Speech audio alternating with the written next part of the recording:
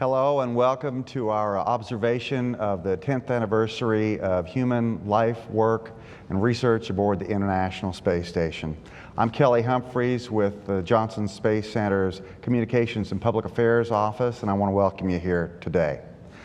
These activities are part of a series of a larger NASA series of events that have been going on and already started today. Include similar roundtable productions going on at Kennedy Space Center and Marshall Space Flight Center and NASA headquarters.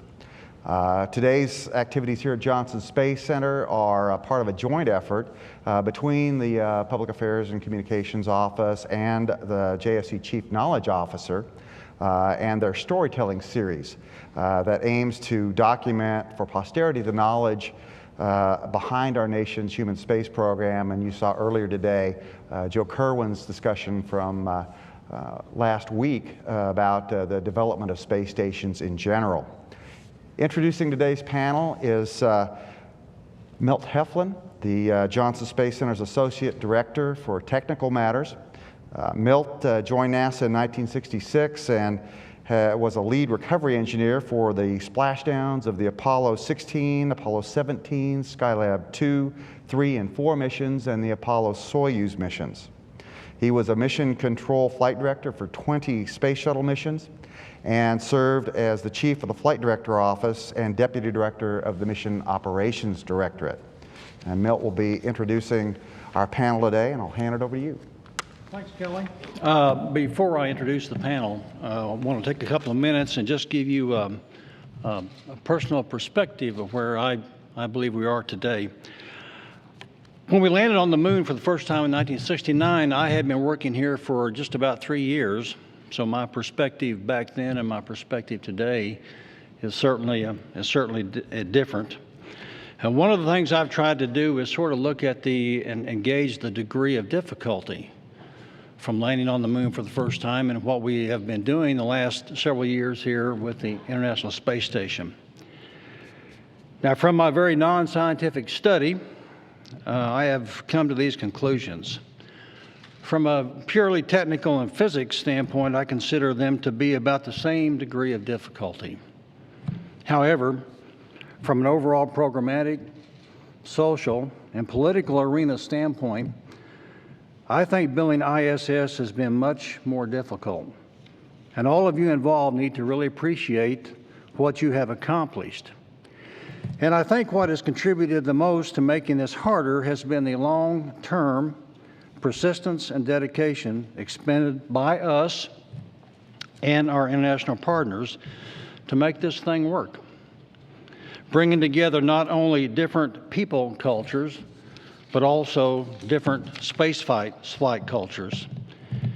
And as hard as it's been, you all have made it look easy. And you've done that by staying hungry, and you take no detail for granted. So keep up that vigilance. It's very important. And as Chris Kraft remarked a few years back, addressing a group of engineers at MIT, every day is a compromise. So I believe one of the major legacies from the ISS program will be this international connection we have established, one of the foundations we must build upon for future human exploration beyond lower Earth orbit. And finally, to get off my soapbox and introduce the panel, in talking about groups of people, I often refer to ISS as a zero-gravity United Nations. And I tell them that I don't think it does work a lot better than the United Nations that is hosted in New York City. So congratulations to all who have contributed to this program since its beginning. Please keep that up. And now introducing the panel. First of all, I'd like to just a quick summary of where we've been. The first element for ISS, the Zarya module, was launched from the Baikonur Cosmodrome in Kazakhstan in November of 1998. The first American module, Unity, launched aboard Space Shuttle Endeavour in December of that year, and the first crew, Commander Bill Shepard, flight engineers Sergei, Krikalev, and Yuri Gidzenko, launched on October the 31st, 2000, and entered the fledgling outpost on November the 2nd, 2000. Since then, 196 people have visited the station as it has traveled some 1.5 billion miles in orbit around the Earth. And by another perspective provided to me, that's enough for 8 round trips to our sun. So, today's panel, in the middle of the group here, Mike Suffredini. Mike has been the International Space Station's program manager since 2005. He's responsible for the overall management, development, integration, and operation of the station, and he looks to a talented worldwide team to accomplish that. He works with the leaders of NASA's 4 partner agencies, the Canadian Space Agency, the European Space Agency, the Japan Aerospace Exploration Agency, and the Russian Federal Space Agency on both strategic and day-to-day management of the international program that involves 15 sovereign nations. Mike has a very diverse skill set for making him very effective in this arena. Mike was deputy manager of the program in 2004 and 5. Prior to that, he was operations integration manager and chairman of the station's mission management team from 2001 to 2004, and manager of space station vehicle development from 1999 to 2001. And manager of station's payloads office from 96 to 99. So, as you can see, a great deal of expertise and experience in the station program. Prior to that, he came to the station program after serving as assistant manager for the Space Shuttle program from 1995 to 1996. Next, I want to introduce, just to Mike's left there, is Peggy Whitson. Peggy has been chief of the astronaut office here at the Johnson Space Center since 2009. Prior to that, she was a flight engineer and science officer on Expedition 5, accumulating more than 184 days in space. She followed that by serving as the first female station commander during Expedition 16, spending another 192 days in space for a total of 376 days, so many hours and so many minutes. Both of her missions were long-duration missions aboard the space station, helping her set the woman's world record for the most time in space. Peggy also holds the woman's record for spacewalks, having performed 6 EVAs for a total of 39 hours and 46 minutes. Peggy began her career with the agency before becoming an astronaut. From 1989 to 1993, she worked as a research biochemist in biomedical operations and research branch here at JSC. She performed numerous roles before joining the Astronaut Corps in 1996. My soundbite for Peggy is recognizing her enormous reservoir of energy that always is focused on team accomplishments.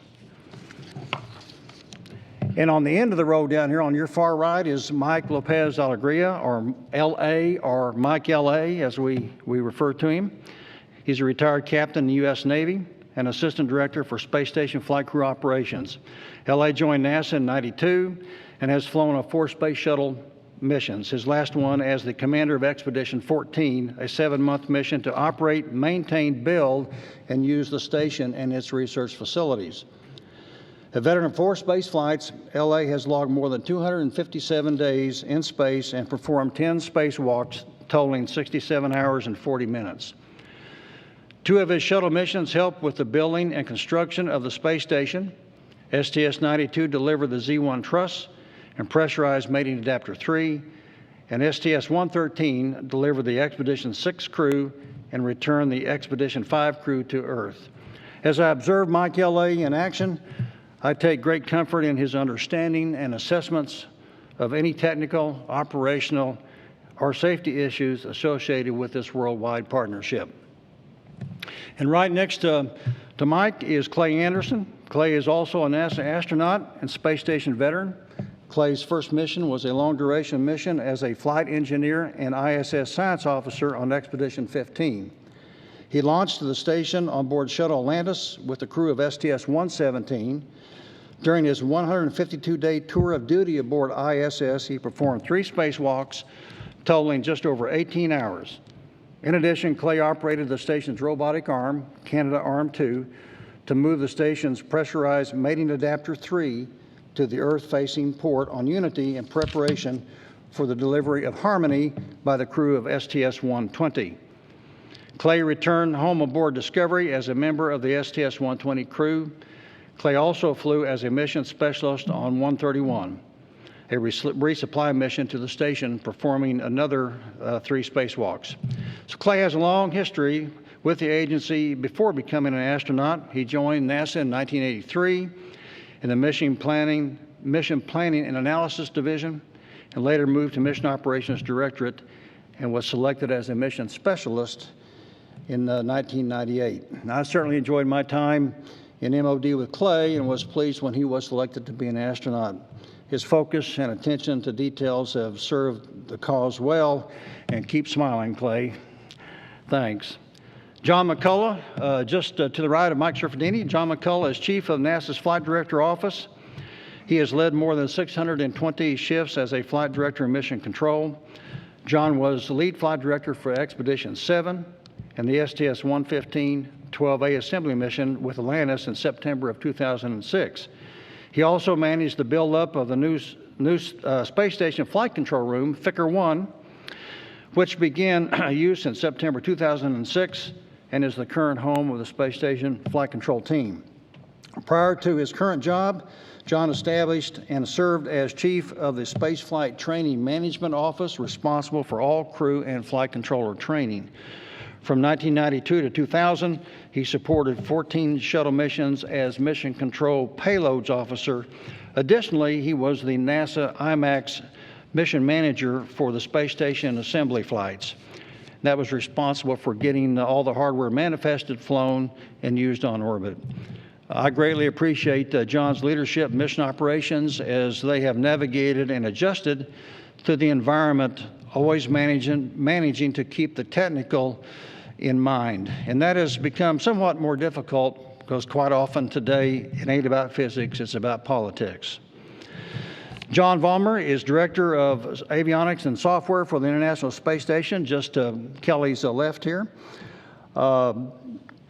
He's a Director for Avionics Software for the International Space Station and Space Exploration for the Boeing Company, which is NASA's prime contractor for Space Station.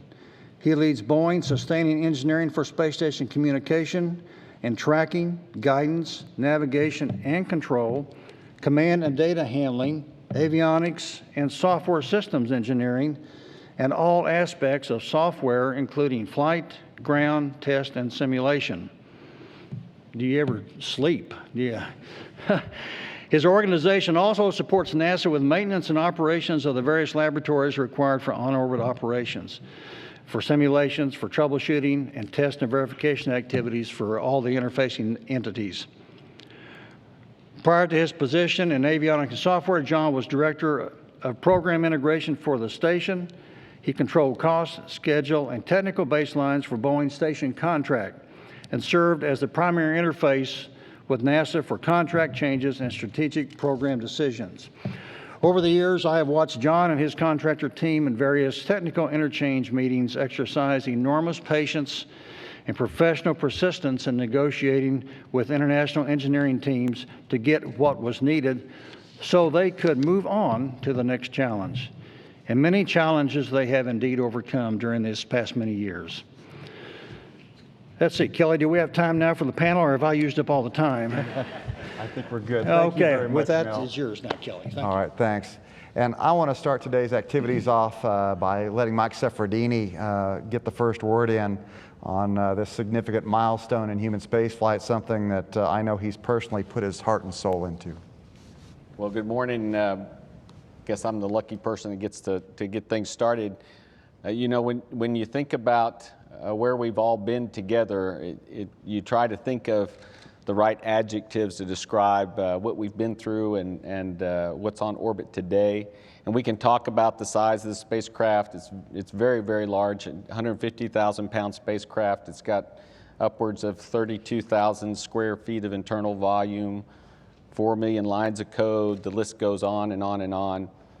And it's an amazing spacecraft, and the feat that we have accomplished as a team with our international partners is honestly nothing short of perhaps the most difficult thing ever attempted by humankind. So it's humbling to sit here in front of you today and in front of the audience and to reflect on what's occurred over the last 10 years, actually over the last 12 years, since the first flight, but of course today we're focusing on the fact that we've had 10 years of permanent human presence as of early next week.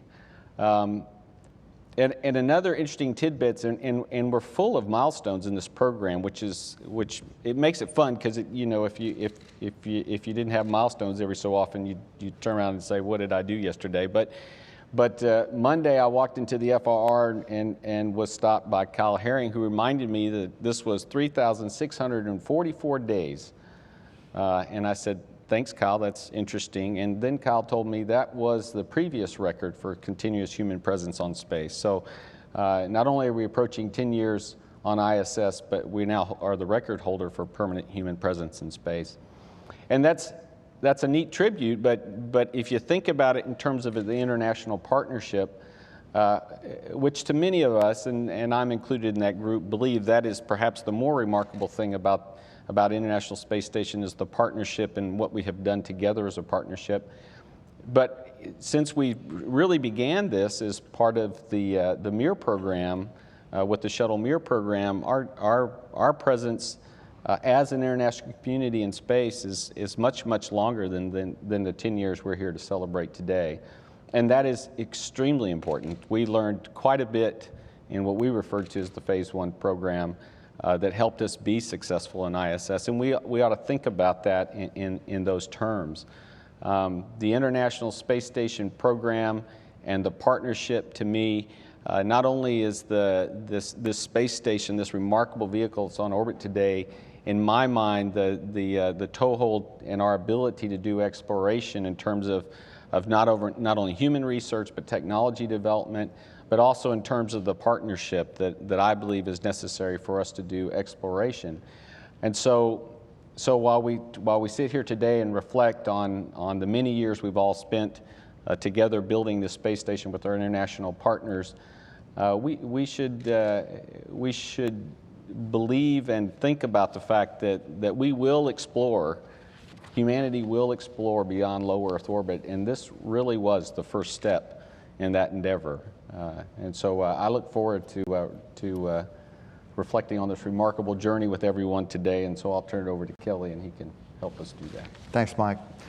Just a little bit about the format. I'm going to kick things off with some questions to start discussion among the panel, and then we'll have time for employee and media questions if we have any toward the end of the hour. So let me start it off with the first question, which is kind of mandatory for everybody, and that is, how did each of you first become involved in the International Space Station, and how has your role evolved since that point? And why don't we just start with John here, since he's handy on my left, and work our way down.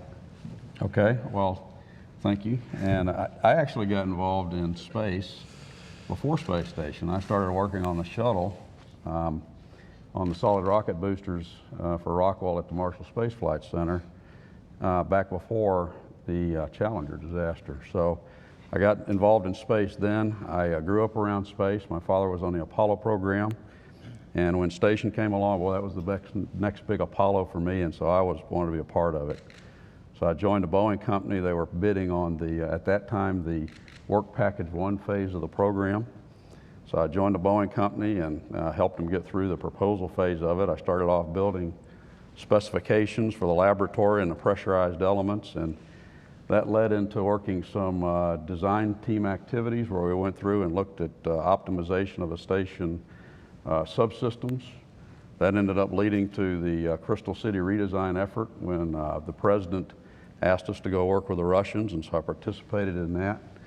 And that eventually led me here to Houston to establish the first contractor team to work with NASA on establishing the new, at that time called Alpha Station. Since then, I've had various responsibilities. I became the Node 1 launch package manager, and so I participated in getting the first U.S. element up there, and it was an exciting time when we integrated it with the Zarya module from Russia and really formed that first core station. And since then, I've gone on and worked payloads and utilization of the station with payloads, and then program integration, various system engineering, and now working avionics and software. So I've touched a lot of the the station program and have an understanding of a great deal of what's gone on over the past 20 years. Okay, thanks, John. John? Well, let me say I'm honored to be here and represent in some small way the tremendous team that is behind this milestone and working today and has been working up to this point and into the future on the operations and the training and the preparation for a space station. As Milt mentioned, I started out on the shuttle side in flight control, grew up with the shuttle as a payload officer, and that position evolved into assembly checkout officer, and the assembly checkout officer is the one responsible for integrating the hardware with the mission objectives and getting them up on station, on orbit. I worked 3A, which is one of the early flights. Got to work with a lot of the folks on this panel repeatedly in close quarters, and just great team, awesome group. And my jobs have evolved over time through the training community and through the operations community as a flight controller, flight director, and manager. Largely in the last 3 years, I've been associated with every flight at the MOD console, the liaison between the flight control team and the management team for every flight for the last 3 years. And to see the consistency and the dedication and the effort that every team puts into accomplishing the goals that they do is really an honor, and really sets your mind at ease for the future, because we're in good hands, we have a good team. And so that's really about it. Okay. Back to you, Mike. Oh, well, let's see. I was happy working as the assistant manager in the space shuttle program for Tommy Holloway at the time. I had been working for Brewster, and then they changed out management, and I was working for Tommy. So it was quite a pleasure and a learning experience to work with both of those gentlemen. And I think I was about a year and change into it when Harvey Hartman came and visited me one day, and you guys probably remember him. He was the head of human resources. And he said, hey, George thinks you need to go work in the budget office at ISS. And I looked at him and felt like saying, is this a joke? But Harvey's a nice guy, but generally didn't come to your office to joke about things like that. So I said, well, that's interesting. Why the budget office and why space station? And he said, well, I don't know. George just thinks that's a good idea. And he suggested that you go interview with Dan Tam, which many of you will recall was our budget king at the time. And he was like a one-man show relative to deciding what we should invest in and how much it would cost. And so I said, okay, well, I'll go interview. That's fair enough. So I went to sit down and talk to Dan Tam, and I said, Dan, what are you looking for? And he says, well, I'm looking for a lawyer with a CPA degree. And I said, oh, okay. So why are you talking to me? And he said, well, George said you should come over here and talk. So then so we talked for a little while, and it was an interesting conversation. And then I left there really concerned that the budget guy wants a lawyer with a CPA degree, and you know, I knew how to do engineering and I could follow numbers, but I didn't. The lawyer and CPA thing kind of scared me. So I went to Harvard and I said, "Say Harvard, you know, what would happen if I said I really didn't want to do this?" He goes, "Well, Mike, you know, I don't think it's ever been done before. I'm not sure I'd do that." So I became the deputy manager of the budget office, and since then have kind of grown up in the space station program in many of the offices, and find myself where I am today. But it's been a fun ride, and I look back on it now and thank George for giving me the opportunity, because it's been a remarkable ride. Just before we go over to Peggy, just because you didn't mention his last name, you're talking about former JSC Director George Abbey. Oh, so just so everybody knows. Peggy? We all grew up together, right? And so you say George. There's no other George. There's probably thousands of other Georges out there going, "What are they talking about me?" But Mr. Abbey knows who we're talking about. That's also important. Well, I've always said that I've never wanted to do anything besides work at NASA. After seeing Neil Armstrong and Buzz Aldrin walk on the moon, I thought, wow, cool job. I'd like to work there too. And I think it was actually kind of key timing that the year I graduated from high school is also the year they picked first female astronauts. And being from, you know, rural Iowa on a farm, you don't know a whole lot about the process. And I was just like, okay, well, I'll do that too. Luckily, I had no idea how hard it'd be. And as soon as I finished graduate school, I started working at NASA for a contractor, initially as a NRC postdoctoral fellow, and then as a contractor, and eventually for NASA. And in that 10 years before I was lucky enough to get selected and I was working at NASA, I felt like, you know, I always wanted to be an astronaut, but at the same time, I think having had that experience at NASA really made me a much better astronaut, because primarily my jobs involved working with the Russians. Initially as an investigator on a one-on-one level, then as a project scientist, and then later as a science working group co-chair. So all of those relationships that I built, I think, were a key part of eventually being selected as an astronaut. In those roles, I think I learned a lot about working with international partners. I think that obviously is very important in the International Space Station, as everyone can attest. You know, there's good days and there's bad days, but it's all been a really good learning experience.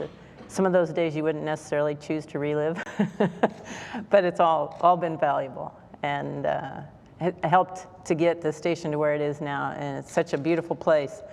My first space flight, I was so impressed with just being in space and living in space and looking at the view of the Earth. And my second space flight, I got the opportunity to do even more spacewalks, and I was really, really impressed with this structure, this huge structure that we've built there. Thanks, Peggy. It's great to be here. I'm very excited, especially to have you folks out in the audience. I started here, I was talking to LA earlier, that way back in June of '81, I sat in the chairs here in this auditorium as I listened to the post-STS-1 symposium that was being held here. And I was a summer intern at the time for NASA at the Johnson Space Center. So I grew up here, as Mike has referred to, and I also had the opportunity, though, to go from sitting in those seats to be able to be fortunate enough to sit in a seat like this today. When I was an early engineer here, we worked on the shuttle, and until the point where this thing called a space station was being talked about.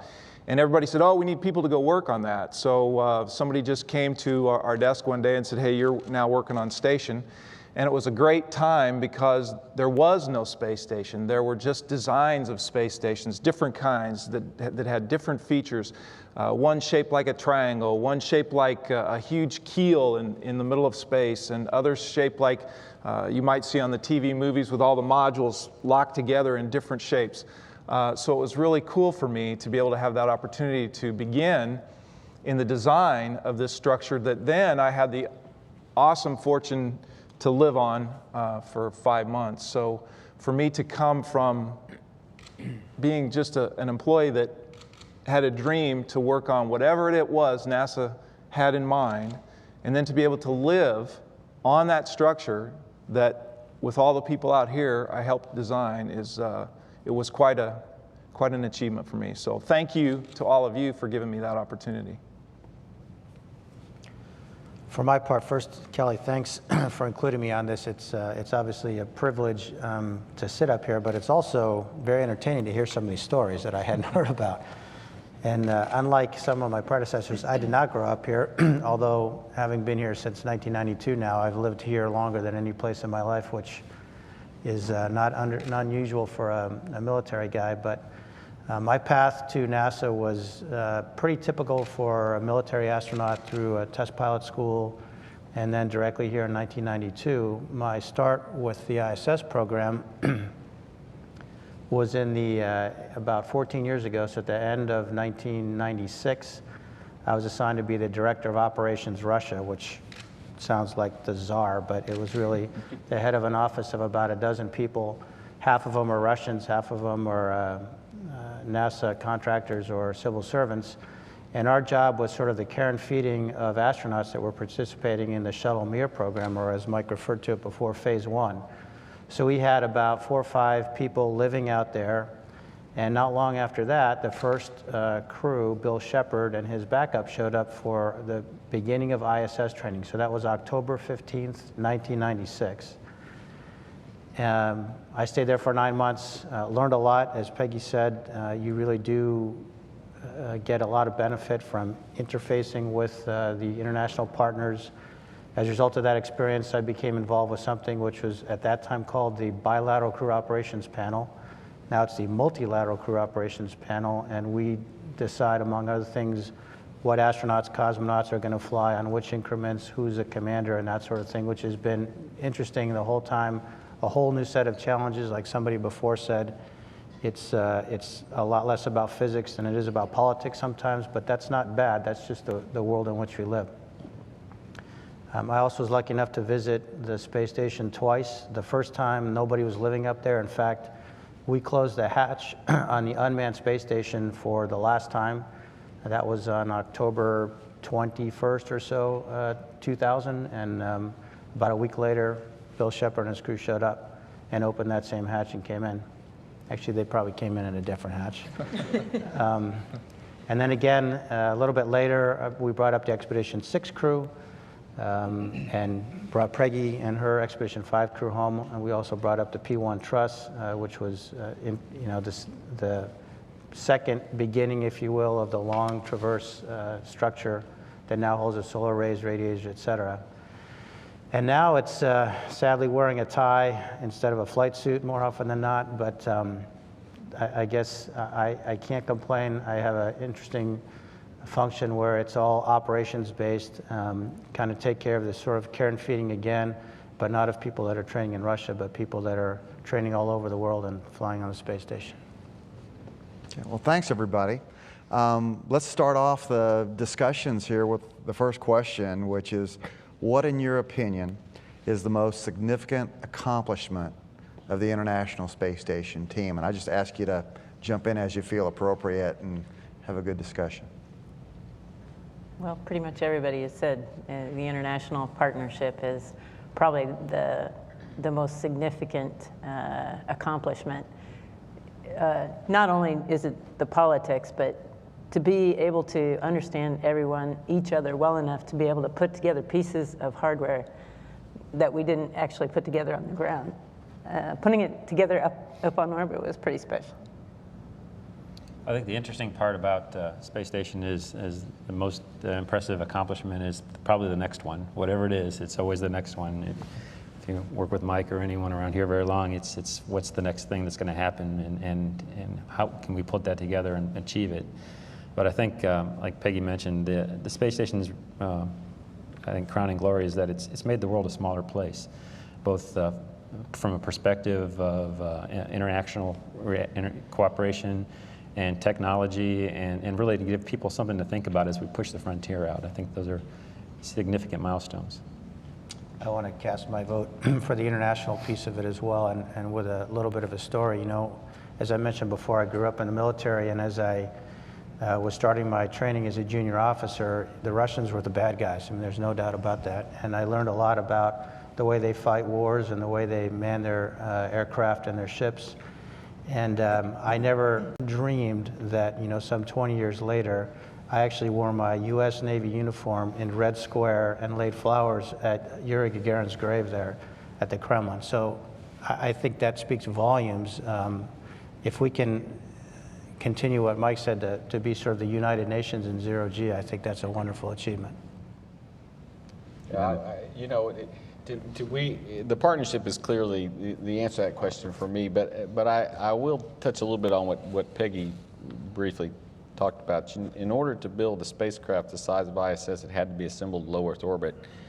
But when you take a few moments to realize that those elements were built, many of them here, many of them in other countries, and not one, not even the ones here, saw each other before they got to orbit, and you reflect on the very small problems that we occasionally dealt with during assembly of ISS, that is awe-inspiring. That's just a monumental feat, and it speaks volumes of what the engineers were able to do. And in a previous, the KSC did a similar thing on TV the previous hour, and David Bethay said it very well. There's nothing like getting an engineering drawing, and you can get a good engineering drawing from any engineer in the world, and another engineer can pick up that drawing and work with it. And I'm convinced that's true based on the success we had with Space Station. You know, I think it's interesting that you know, one of the things that I saw in Freedom was the constant, you know, keeping the budget going every year. And so it's amazing that this project, you know, has plowed through all these years, and we've been through several administrations, not only internally here in the U.S., but several administrations in other countries as well. So it really bodes for how we as a you know, a unity of nations pull together to make this thing happen. So once again, the international partner aspect of this thing is incredible. I guess we all have to answer, or we lose points at the end when they total up the scores. So the one thing I would add to all this is what the space station does for the world, as kids all around the world and adults look up into the sky and see that thing pass overhead. I think that the other thing it does, beside all the wonderful ideas of the international cooperation, is it gives people something to look up to and something to dream about, which, you know, we don't know what the next spectacular activity is going to be, but maybe they do. Okay, thanks. The next question, I'm going to change up just a little bit because we've had a really good discussion on the international cooperation aspect. So I'm going to ask you, what was the most important large-scale technical challenge of the first decade?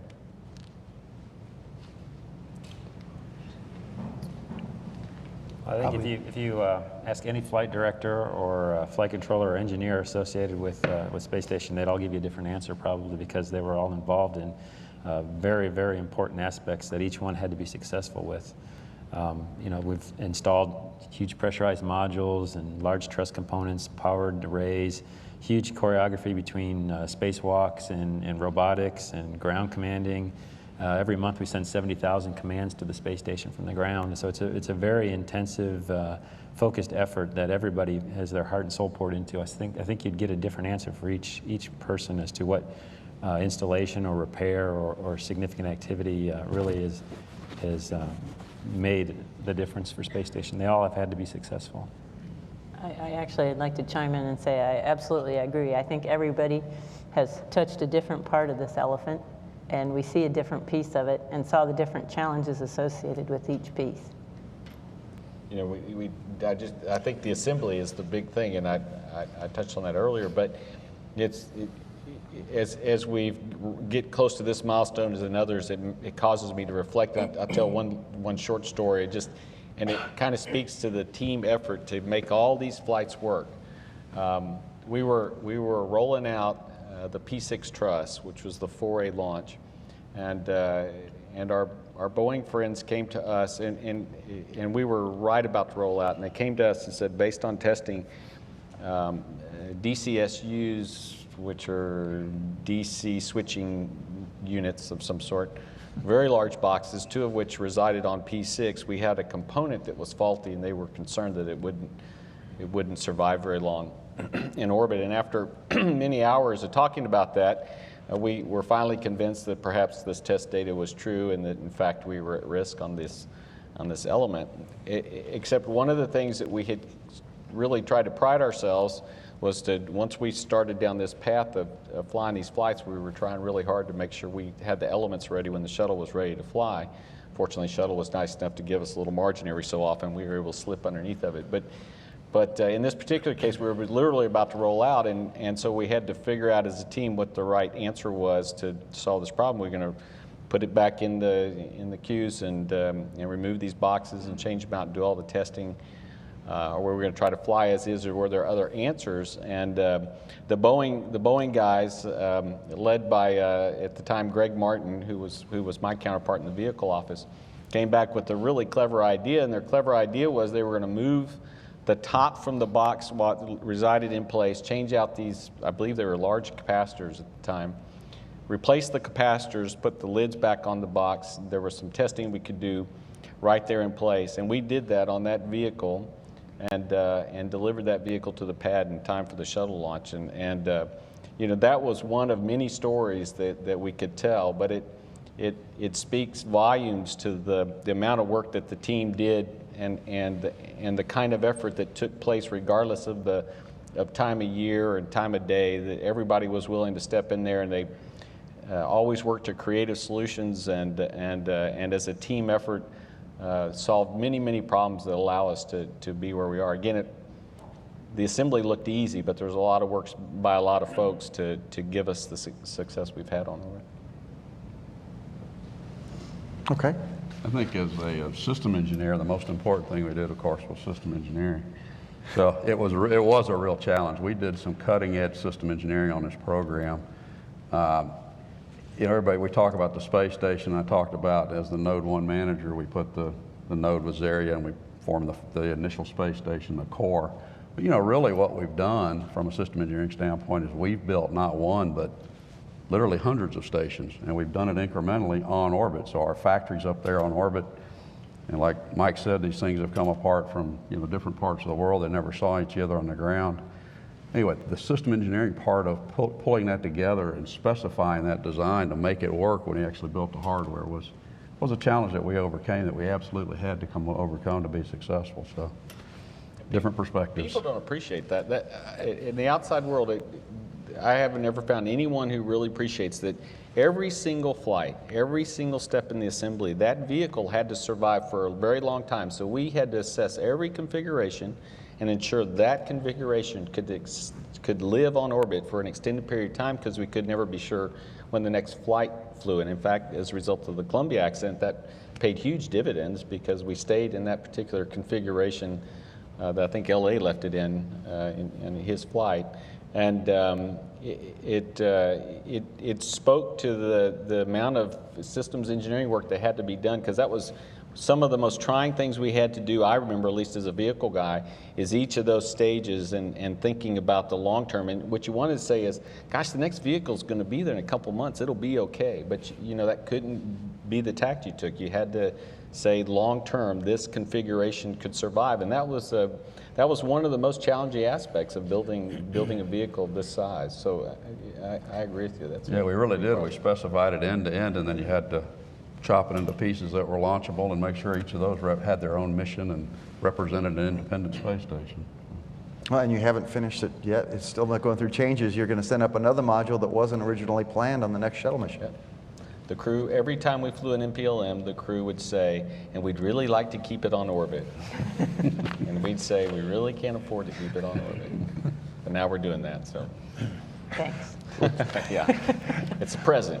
Let's move on to the next one, which is what little things build into bigger things, and vice versa. What's the most important small-scale challenge of the first decade that we've had to overcome?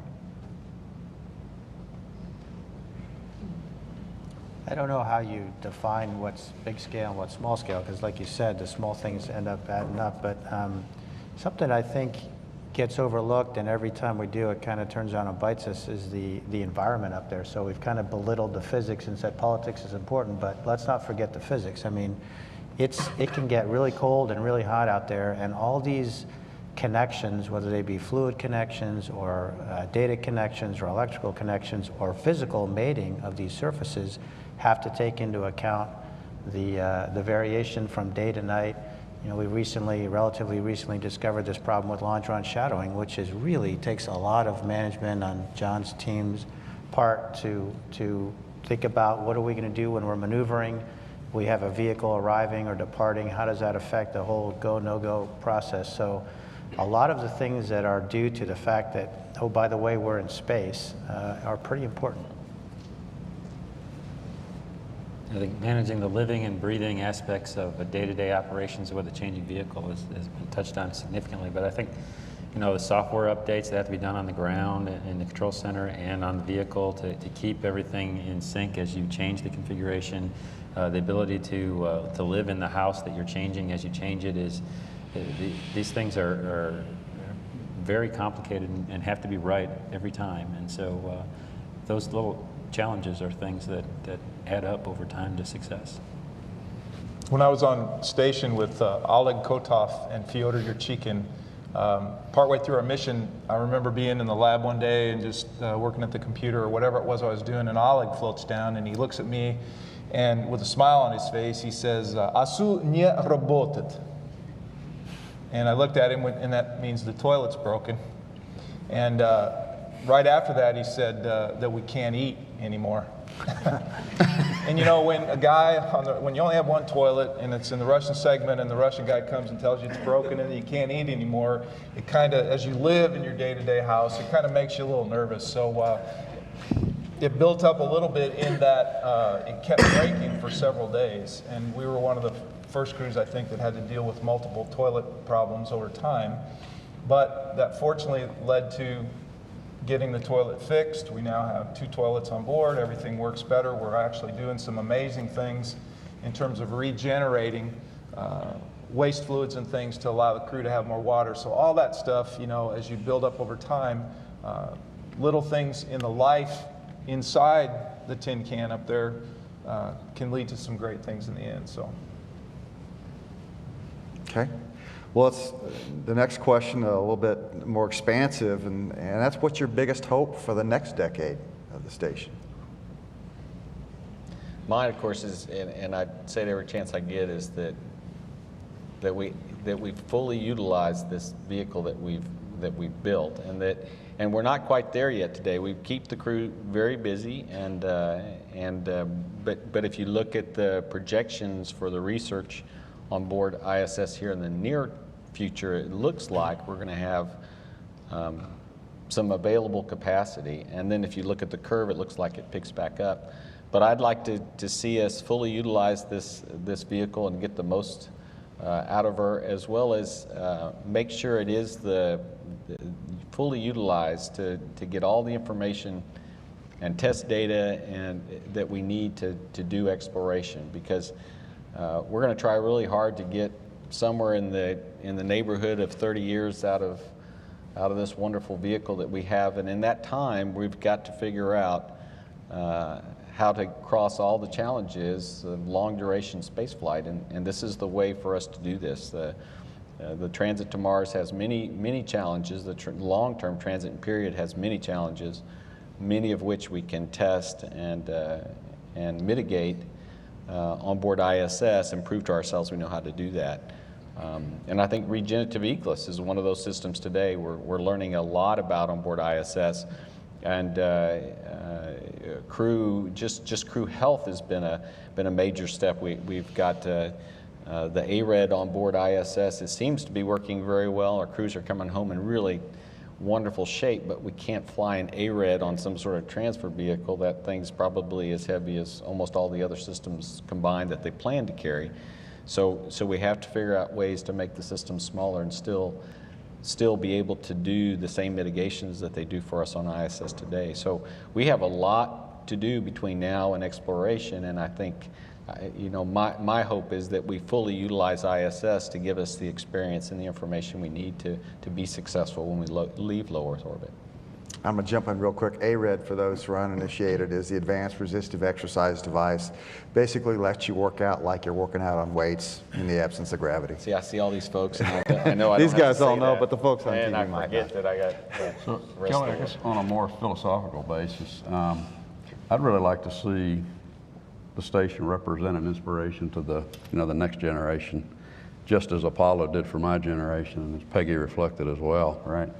So I hope it encourages the next generation of scientists and engineers and gets them interested in space and helps us carry on the tradition of space exploration. So. And following up on that, I think we have a couple of challenges facing us. First of all, as the shuttle is retired, it's really a magnificent, one-of-a-kind, unbelievably sophisticated flying machine. And when you see a picture of it or a silhouette of it, it sort of says something. It's very symbolic. And as it is retired, I hope that we can continue to be able to inspire, as was said, because I think that the day-to-day operations on the space station to the uninitiated don't seem as exciting as a shuttle launch or landing or some of the operations that are so high visibility that go on during a shuttle mission. The second thing that faces us is, we live in a society where we have ever decreasing satisfactory times for return on investment. So it used to be you'd write a letter to your relative overseas and it would take a month for you to get an answer. Now you send an email, and if you don't get something that same day, you're impatient, what's going on? And I think that since this is a politically, publicly funded project that works with a political process, we have an obligation to convince the shareholders, which are the citizens of this and other countries, that human spaceflight is important. And the way to do that is through inspiration. So again, with the shuttle retiring, with this need for sort of immediate feedback, what I sort of hope for in the next decade is with all the science that we're doing up there, it would be really nice to have one of those aha moments. We are frequently asked, what is the greatest scientific contribution that you have learned on space station? And frankly, I think that answer to date can leave some people flat because it sort of doesn't affect them. What's in it for me is a very often asked question. If we can come up with something, a discovery, either looking outside or looking inside the human bodies, or some kind of technology demonstration that really gives us a leg up, and we don't have to wait the 20 or 30 years that it took to reap the benefits from the Apollo program, although they were technological, maybe more than scientific.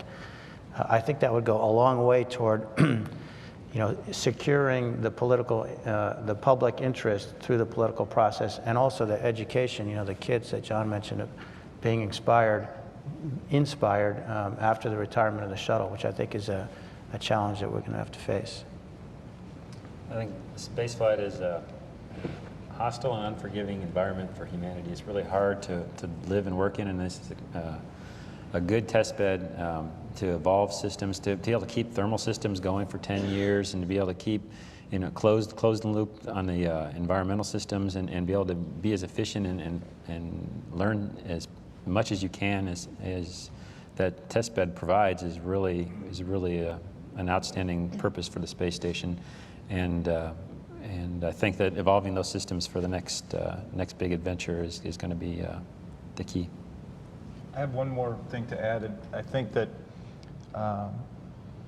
the station as a symbol, and over the next 10 years, when I first came here, one of the first projects we worked on as young engineers was something called the operational control zones concept. And the idea back at that time was that we'd have a station flying around the Earth.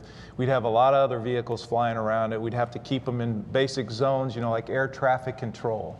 And with all you've heard lately with commercialization and all those sort of things, I would like to see in the next 10 years other vehicles coming to visit us, perhaps other vehicles up there, because I think, in my mind, as symbolic as the station is that can be that beginning of that hub, that allows other things to happen that are not necessarily within the government's control, but it inspires everywhere. It creates excitement throughout the world of people who may get the shot to see what we got to see when we looked out the window. So maybe in the next 10 years we'll have a little bit more of that. Well, I want to give folks here in the audience an opportunity to come up to one of the microphones here and ask questions. So please do that.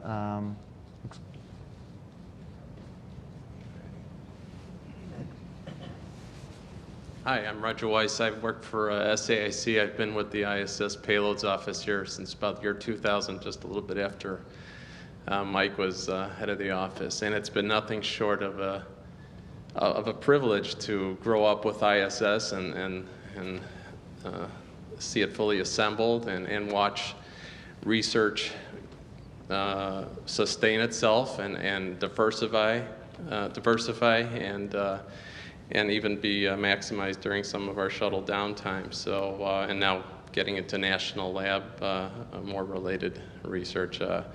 So I really appreciate all your comments today. It's just great to hear these recollections. Some I knew, some I didn't.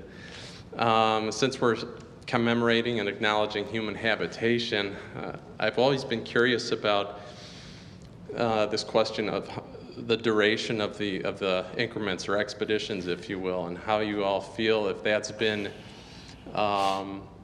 even though we've gone 10 years, it's been obviously broken apart by many crew members.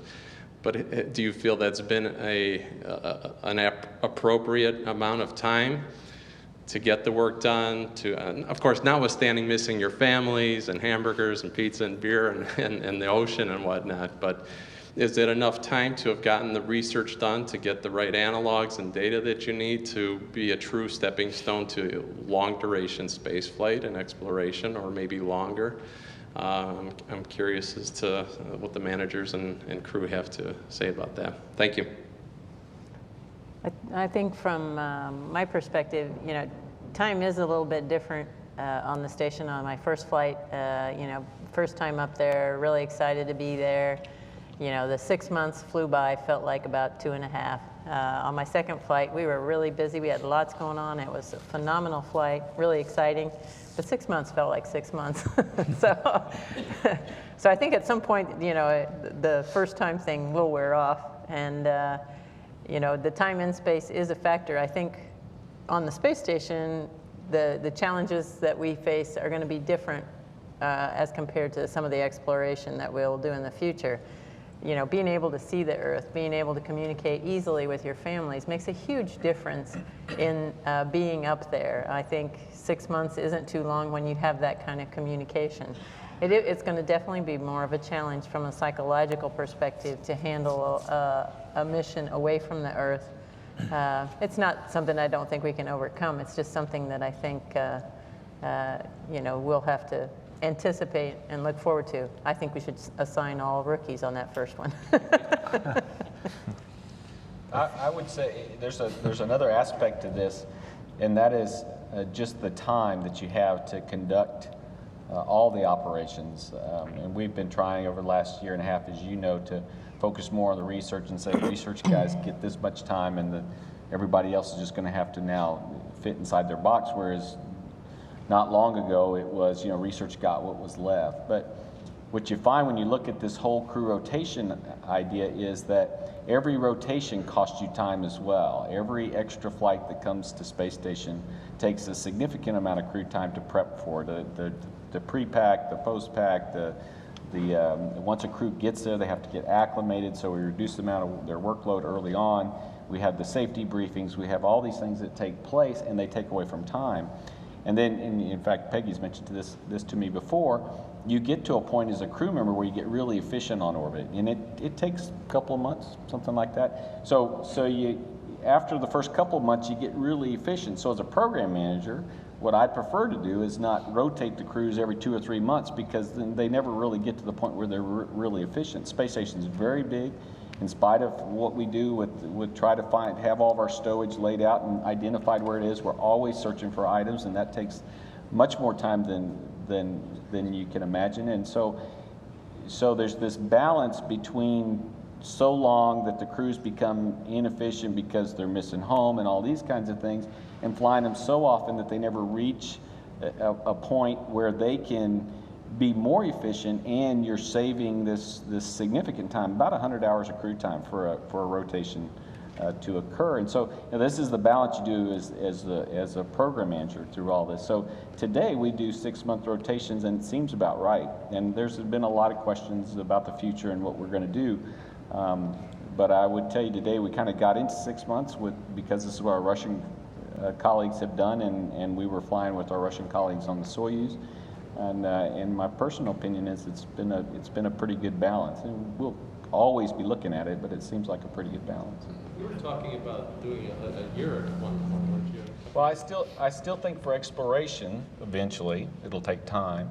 Perhaps we should have crews on ISS as long as a transit might take, if we believe that makes sense, in order just to see what are we going to trip over anything in 9 months of hanging out in a tin can, or is it not remarkable past 6 months? And I think it'll have a lot to do with, and it'll be part of what we'll try to test, is your ability to communicate back home. The closer you get to Mars, the longer each communication takes.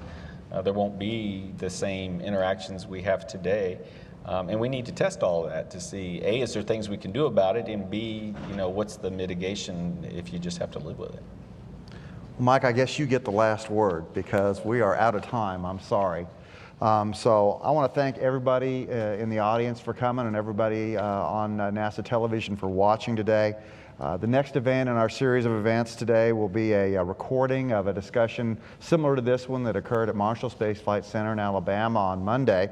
And then at 3:30 p.m. Eastern Time, we'll go to our final live roundtable discussion from NASA headquarters with an all-star panel there. Thanks again for coming, and happy anniversary, International Space Station.